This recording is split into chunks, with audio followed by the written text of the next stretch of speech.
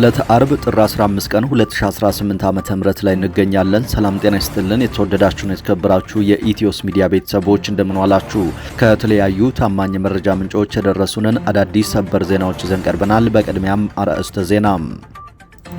በአማራ ምድር በአገዛዙ ጦርና በፋኖ ኃይሎች መካከል የሚደረገው የፊት ለፊትና የጨበጣ ውጊያ ተጠናክሮ ሲቀጥል በጎንደር ጣቁሳ ያገዛዙ ጦር ከምሽጉ ሳይወጣ ክፉኛ ተመቷል። በአፋብን ጎንደር ጠቅላይ ግዛት እዝ በጌምድር ክፍለ ጦር ተወርዋሪዎች በሌሊት በከፈቱት ማጥቃት በርካታ ያገዛዙ ኃይል መርገፉ ነው የተነገረው። በተመሳሳይ በሶስት ተሽከርካሪዎች ተሳፍረው ከመርሳ አባጌትዬ ወደ ደሴ ሲንቀሳቀሱ የነበሩ ያገዛዙ ወታደሮች በፋኖ የአርፒጂ ጥቃት የተፈጸመባቸው ሲሆን ተሽከርካሪዎቻቸው ነደዋል። ወታደሮቹም ተገድለዋል። ከተገደሉት መካከል ያገዛዙ ጦር አዛዦች እንደሚገኙበትም ታውቋል። በዝርዝር መረጃውን ተሰሙታላችሁ። የኢትዮጵያው አገዛዝና የጅቡቲ ወታደራዊ አዛዦች ወሳኝና ሚስጥራዊ ምክክር በሰመራ እያካሄዱ መሆኑ ታወቀ። የምስራቅ አፍሪካ ጂኦፖለቲካዊ ውጥረት ባየለበት በዚህ ወቅት በኢትዮጵያና በጅቡቲ ወታደራዊ አመራሮች መካከል ያልተጠበቀና እጅግ ወሳኝ ስብሰባ በአፋር ክልል ዋና ከተማ ሰመራ እየተካሄደ ይገኛል። ጉዳዩ ከቀጠናው የደህንነት ስጋትና ከኤርትራ እንቅስቃሴዎች ጋር በጥብቅ የተያያዘ መሆኑን የውስጥ ምንጮች ጠቁመዋል። ከኛ ጋር ከቆያችሁ በስብሰባው ምን ተባለ የሚለውን መረጃ ተሰሙታላችሁ። በትግራይ የሚንቀሳቀሱ ስድስቱ ተፎካካሪ ፓርቲዎች በጀነራል ጉዑሽ ገብረ እስር ላይ ከባድ ማስጠንቀቂያ አስተላለፉ። በትግራይ ክልል ፖለቲካዊ ምህዳር ውስጥ በንቃት በመንቀሳቀስ ላይ የሚገኙ ስድስት ዋና ዋና የተቃዋሚ የፖለቲካ ድርጅቶች በቅርቡ የተፈጸመውን የጀነራል ጉዑሽ ገብረን እስር ተከትሎ የጋራና ጠንካራ የአቋም መግለጫ አውጥተዋል። ተሰሙታላችሁ። በፕሬዝደንት ትራምፕ ውሳኔ መሰረት አሜሪካ ከዓለም የጤና ድርጅት በይፋ ለቀቀች። አሜሪካ ከዓመት በፊት በሰጠችው ቅድመ ማስጠንቀቂያ መሰረት የተባበሩት መንግስታት ድርጅት አካል ከሆነው የዓለም የጤና ድርጅት አባልነት በይፋ ለቃ ወጣለች። በዝርዝር የምትሰሙት ዓለም አቀፋዊ መረጃችን ነው። ክቡራትና ክቡራን የኢትዮስ ሚዲያ ቤተሰቦች ቆይታችሁን ከኛ ጋር ካደረጋችሁ እነዚህን ያስተዋወቅናችሁንና ሌሎችንም መረጃዎች በዝርዝር የምትሰሙ ይሆናል። በየቀኑና በየሰዓቱ የምንለቃቸው አዳዲስ መረጃዎች እንዲደርሷችሁ ቻናሉን ሰብስክራይብ በማድረግ የደወል ምልክቷን ብታበሩ ሁሌም ከኛ ጋር መረጃዎችን በፍጥነት ታገኛላችሁ። በቀጥታ ወደ ዝርዝር መረጃው አለፍን። እስከ መጨረሻው ተከታተሉን። የአማራ ፋኖ ብሔራዊ ንቅናቄ አፋብን በተለያዩ ግንባሮች በከፈተው ውጊያ ድል ማስመዝገቡን አስታወቀ። በጎንደር ግንባር ጣቁሳ ወረዳ ያገዛዙ ጥምር ጦር በከበባ ሲወቀጥ አድሯል። በአፋብን ጎንደር ጠቅላይ ግዛት እዝ በጌምድር ክፍለ ጦር ተወርዋሪዎች በሌሊት በከፈቱት ጥቃት በርካታ ያገዛዙ ኃይል ከምሽጉ ሳይወጣ ረግፏል። በአማራ ፋኖ አንድነት የተደሰቱት የፋኖ አናብስቱ የአንድነቱን የመጀመሪያ ጉዞ በድል ጀምረውታል።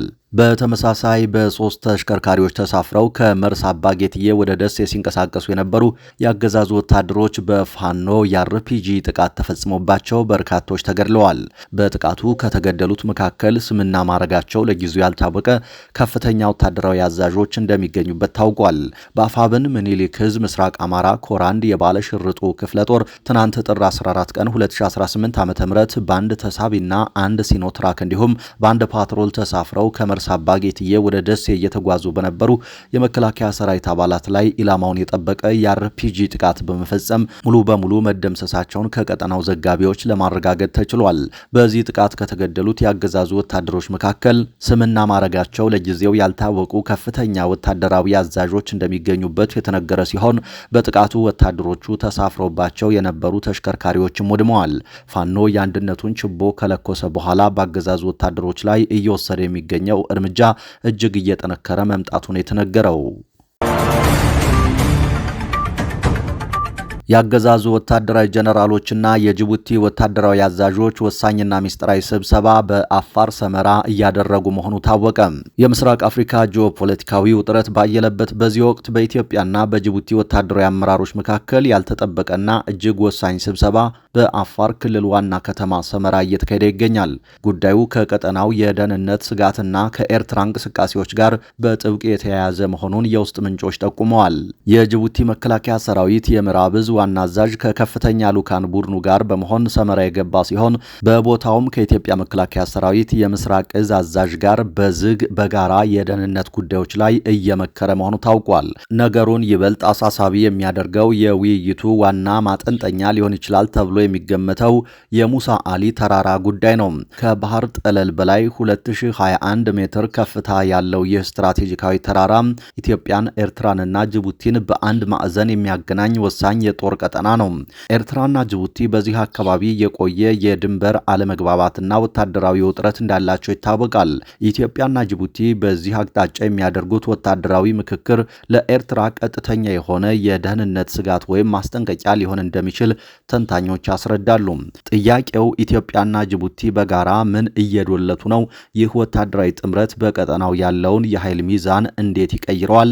ኤርትራ ለዚህ እንቅስቃሴ ምን አይነት ወታደራዊ ዝግጅት ታደርግ ይሆን የሚለው ነው። በትግራይ የሚንቀሳቀሱ ስድስቱ ተፎካካሪ ፓርቲዎች በጀነራል ጎሽ ገብረ እስር ላይ ከባድ ማስጠንቀቂያ አስተላለፉ።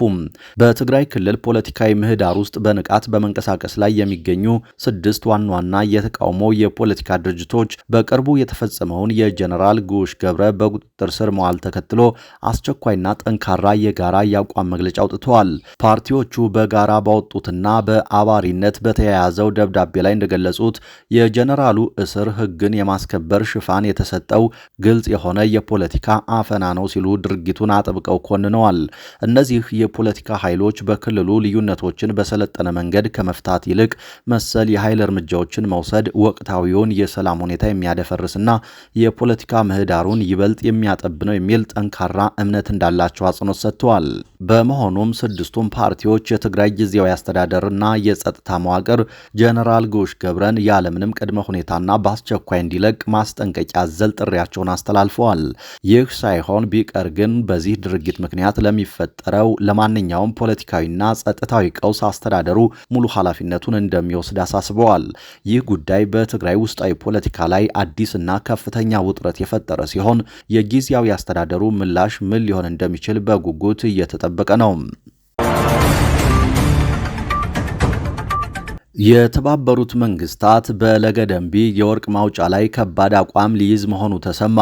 የህፃናትና እናቶች ሰቆቃ በዓለም አደባባይ ተጋልጧል። በኦሮሚያ ክልል በለገደንቢ የወርቅ ማውጫ አካባቢ እየደረሰ ያለው የከፋ የጤናና የሰብአዊ መብት ቀውስ ዓለም አቀፍ ትኩረትን ስቧል። በመጪው ሳምንት ስብሰባውን የሚያካሂደው የተባበሩት መንግስታት የህፃናት መብቶች ኮሚቴ በዚህ አካባቢ በሚኖሩ ህፃናትና እናቶች ላይ እያንዣበበ ያለውን አደገኛ የጤና ሁኔታ በዝርዝር እንደሚገመግም ታውቋል። ሂዩማን ራይትስ ዎች እና አጋር ድርጅቶች ለኮሚቴው ባቀረቡት አስቸኳይ አቤቱታ ከወርቅ ማውጫው የሚወጡ እንደ ሜርኩሪ፣ አርሰኒክና ካድሚየም ያሉ መርዛማ ኬሚካሎች በአካባቢው ህዝብ ላይ የሞት ጥላ አጥልተዋል። በተለይ ህፃናት ለአካል ጉዳትና ለተወሳሰቡ የጤና እክሎች ሲዳረጉ፣ እናቶች ደግሞ ለተደጋጋሚ የጽንስ መቋረጥና ለሞት የሚዳረጉበት ሁኔታ ቀጥሏል።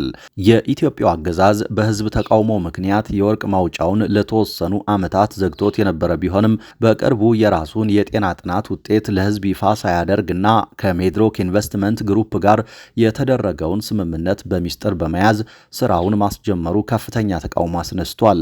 ምንም እንኳን ሜድሮክ የኬሚካል አወጋገዴን አሻሽያለሁ፣ ካሳም ከፍያለሁ የሚል መከራከሪያ ቢያቀርብም መሬት ላይ ያለው እውነት ግን ከዚህ የተለየ መሆኑን የሰብአዊ መብት ተቋማቱ ሪፖርት ያጋልጣል። በዚህም መሰረት ሂዩማን ራይትስ ዎች እና የኮንቶማ ዳሪሞ አሊያንስ ለተባበሩት መንግስታት ያቀረቡት ጥያቄና ማሳሰቢያ የሚከተሉት ናቸው። አንደኛ፣ የወርቅ ማውጫው ስራ በአስቸኳይ እንዲቆም፣ የህፃናትን ህይወት ለመታደግም እንቅስቃሴው ገደብ እንዲደረግበት። ሁለተኛ፣ ገለልተኛ የጤና ጥናት እንዲካሄድ፣ ከመንግስትና ከኩባንያው ተጽዕኖ ነፃ የሆነ አካል በአካባቢው ያለውን ብክለት እንዲያጣራ። ሶስተኛም፣ ተገቢው ፍትህና ካሳ እንዲሰጥ፣ ለተጎጂ ቤተሰቦች የህክምና እርዳታና ተመጣጣኝ ካሳ እንዲመቻች።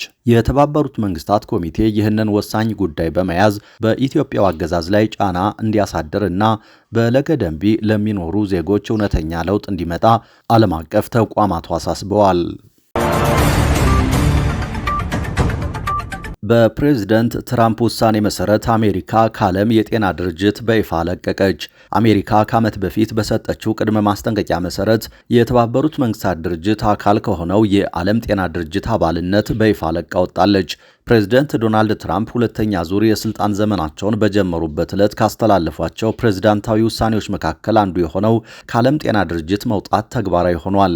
ይህንን ውሳኔ ተከትሎ የአሜሪካ ሰንደቅ ዓላማ ስዊዘርላንድ ጄኔቫ ከሚገኘው የዓለም የጤና ድርጅት ዋና መስሪያ ቤት እንዲነሳ መደረጉን ሬውተርስ የዜና ወኪል የዓይን እማኞችን ጠቅሶ ዘግቧል። ከአሜሪካ ጤናና የውጭ ጉዳይ መስሪያ ቤቶች በጋራ በወጣው መግለጫ መሰረት ከዚህ በኋላ አገሪቱ ከዓለም ጤና ድርጅት ጋር የሚኖራት ግንኙነት ውስንና ከተቋሙ መውጣቷን ለማጠናቀቅ በሚያስፈልጉ ጉዳዮች ላይ እንደሚሆን ተጠቅሷል። አንድ ከፍተኛ የአሜሪካ መንግስት የጤና ባለስልጣን በድርጅቱ ውስጥ በታዛቢነት የመሳተፍም ሆነ መልሶ አባል የመሆን እቅድ የለንም ሲሉ ተናግረዋል። በበሽታዎች ቁጥጥርና ቅድሚያ በሚሰጣቸው በሌሎች የህብረተሰብ ጤና ጉዳዮች ላይ በዓለም አቀፍ ድርጅት በኩል ሳይሆን በቀጥታ ከሀገራት ጋር ለመስራት አቅዳለች። በኢትዮጵያዊው ዶክተር ቴዎድሮስ አድሃኖም የሚመራውና ከ190 በላይ ሀገራት በአባልነት ከያዘው ተቋም አሜሪካ ለመውጣት መወሰኗ በአሜሪካ እንዲሁም በቀሪው የዓለም ክፍል የሚከናወኑ የጤና ስራዎችን የሚጎዳ መሆኑ እየተነገረ ነው። ፕሬዝደንት ትራምፕ በመጀመሪያው የስልጣን ዘመናቸው የዓለም ጤና ድርጅት የኮቪድ-19 ወረርሽኝን በተመለከተ የሚጠበቅበትን አላከናወነም በሚል ከድርጅቱ ለመውጣት ወስነው የነበረ ቢሆንም በጆ ባይደን በመሸነፋቸው ተግባራዊ ሳይሆን መቅረቱ ይታወሳል። አሜሪካ ራሷን ያገለለችው ከዓለም ጤና ድርጅት ብቻ ሳይሆን በቅርቡ ከበርካታ የመንግስታቱ ድርጅት አካላት ከሆኑ ተቋማት ለመውጣት ከመወሰኗ በተጨማሪ የሰላም ቦርድ በማለት ፕሬዝደንት ትራምፕ ያስተዋወቁት ስብስብ የተባበሩት መንግስታትን ሚና የሚያዳክም ነው በሚል እየተተቸ ይገኛል። የሱዳን ጦር ሐሙስ ዕለት በብሉ ናይል ግዛት በሚንቀሳቀሱ የፈጣን ድጋፍ ሰጪ ኃይሎች ላይ ከባድ የአየር ጥቃት መፈጸሙን ወታደራዊ ምንጮች አስታወቁም። የሱዳን ጦር በድሮን በታገዘ ባካሄደው በዚህ ጥቃት በኢትዮጵያ ድንበር አቅራቢያ በሚገኙት ያቡስና ባሊላ በተባሉ ከተሞች የሚገኙ የአማጽያኑን ይዞታዎች ኢላማ አድርጓል። ወታደራዊ ምንጮች ለአናዶሉ ኤጀንሲ እንደገለጹት ጥቃቱ የሁለቱን አማጽያን ቡድኖች ወታደራዊ ተሽከርካሪዎችና የሎጂስቲክ መኪኖች አውድሟል። እስካሁን በሰው ላይ ስለደረሰው ጉዳት የተጣራ መረጃ የለም። ጥቃት የተፈጸመባቸው ያቡስና ባሊላ ከተሞች እንደ አውሮፓውያን አቆጣጠር ከ2011 ጀምሮ በሱዳን ሕዝብ ነጻ አውጪ ንቅናቄ ሰሜን ቁጥጥር ስር የቆዩ አካባቢዎች ናቸው። በሌላ የጦር ሜዳ ዜና የሱዳን ጦር ከኦምዱርማን በስተምዕራብ እስከ ሰሜን ኮርዶፋን ድንበር ድረስ ሰፊ የፍተሻ የማጽዳት ዘመቻ እያካሄደ መሆኑን የዓይን እማኞች ተናግረዋል። በማህበራዊ ሚዲያ የተለቀቁ ቪዲዮዎች እንደሚያሳዩት የጦሩ አባላት ከ45 ኪሎ ሜትር በላይ በመጓዝ አካባቢውን ከአርኤስኤፍ ታጣቂዎች ነጻ ለማድረግ እየሰሩ ነው። ወታደሮቹ የሰሜን ኮርዶፋንን ግዛት በቅርቡ ሙሉ በሙሉ ለመቆጣጠር ዝግጁ መሆናቸውን ገልጸዋል። ጦርነቱ በፈጠረው ሰብአዊ ቀውስ በዋይት ናይል ብቻ ከ1 ሚሊዮን በላይ ተፈናቃዮች እንደሚገኙ የሰብአዊ እርዳታ ኮሚሽን አስታውቋል።